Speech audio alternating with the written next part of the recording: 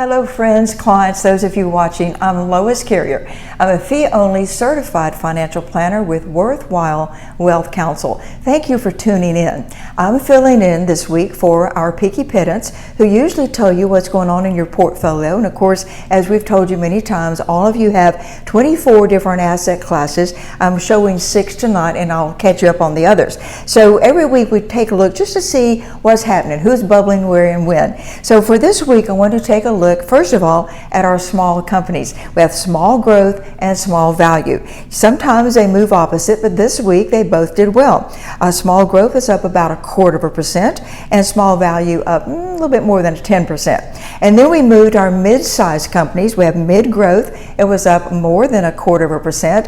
And mid-value did not do well. It dropped about 3/4%.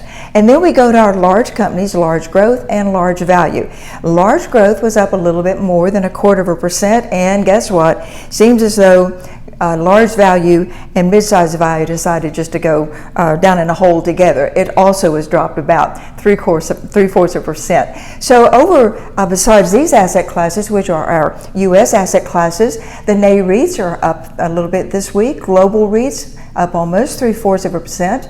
Commodities up over 0.5%. Foreign growth, value, and small caps were all up well over 1.25%. So that's looking good. And emerging markets, wow. Okay, it dropped. They dropped this week, -2, but that's okay.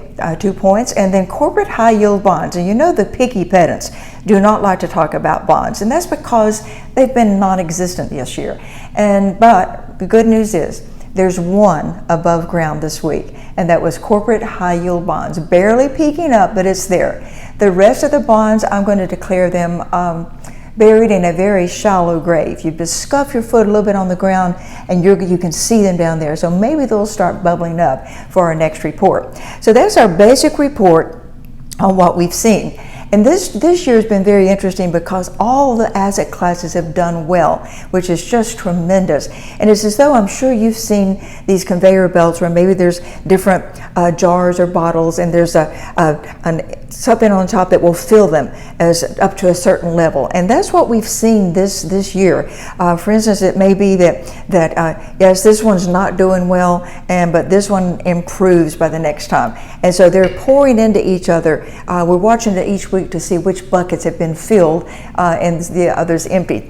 So basically, we've got all these asset classes, and so this year has been one of just watching them topsy-turvy turn, roll around, not doing anything great or bad, but they're just there. So that's the beauty of having all those asset classes to give you the diversity that you want and need in your portfolio. So I think that's all I have for you today. Again, oh no, it's not. I meant to tell you, those of you who know me know that I was raised in the South. I was taught to be a gentle Southern lady and not to speak roughly or coarsely.